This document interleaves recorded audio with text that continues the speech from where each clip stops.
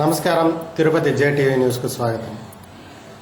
నాయుడుపేట దగ్గరలోని వికృతమార్ల గ్రామంలో వెలసిన సంతాన వెంకటేశ్వర స్వామి దేవాలయ ప్రథమ వార్షిక బ్రహ్మోత్సవాలు మే నెల 29వ తేదీ ఉదయం నుంచి చిన్నశేష వాహనంతో మొదలై సాయంత్రం గరుడ వాహనం, అదేవిధంగా 30వ తేదీ ఉదయం పుత్రకామేష్టి యాగం, సాయంత్రం పుష్పయాగంతో ముగుస్తుందని ఆ ఆలయ కమిటీ చైర్మన్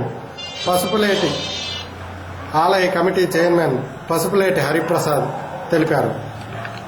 శుభాభినందనలు. ఈరోజు సరిగ్గా సంవత్సరం రోజు సంతాన సంపద వెంకటేశ్వర స్వామి ప్రతిష్ఠ జరిగి 29వ తేదీకి మే 29కి ఒక సంవత్సరం పూర్తవుతున్న సందర్భంగా గ్రామ ప్రజలు, ట్రస్ట్ మెంబర్స్, చైర్మన్ అందరూ కలిసి సంతాన సంపద వెంకటేశ్వర స్వామి వారి వార్షికోత్సవము తలపెట్టి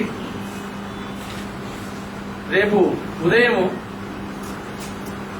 గుడిలో స్వామివారి సేవ, అలాగే